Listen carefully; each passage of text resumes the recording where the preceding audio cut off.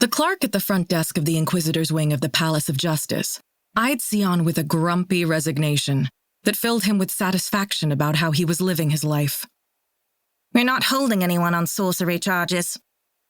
She was so sulky that Siyon couldn't resist propping an elbow on the counter and giving her a grin. "Yeah, but you'd say that even if you were..." Her eyes widened in glorious outrage, but he was actually here for a reason. So Siyon snipped the line on her ire before she could reel it all the way in. "I'm here to see Olenka. Is she about?" The clerk sniffed.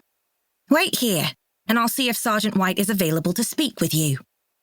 The benches that lined the waiting area were still masterworks of discomfort, but at least no one else seemed to recognize him. Probably weren't expecting the Sorcerer Velo to have the freckles and reddish hair of a dockside mongrel. Everyone knew he was noble and grand and flamboyantly dressed. Siyon had slung that old purple coat of knee-hats into a cupboard and happily forgotten which one. Nearly 2 months had passed since the exciting events of the summer, when Enkin Danilani, son of the prefect, was saved from the ravages of a harpy, or so the story went, and Siyon Velo had...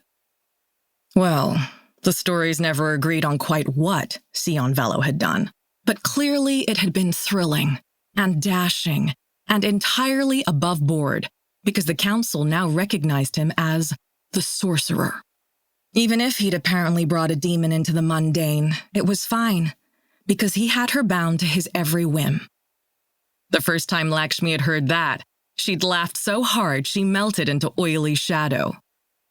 Very little of the breathless gossip bore much of a resemblance to what Siyon remembered happening. He wished he'd merely snapped his fingers to summon the other powers to parley, instead of cutting a gate to the void between planes with a kitchen knife and his own desperation. He wished he hadn't fallen through that gate, holding Ismerlian Hisarani, his fatally wounded love, in his arms. He wished... It hardly mattered, did it? Wishes weren't worth much. No one here looked twice at him, just an unshaven lout who slumped in a corner and stretched out his long legs, crossing scuffed boots at the ankle. Siyon rubbed at the headache that loitered behind his left eye, like an alley cat waiting to pounce.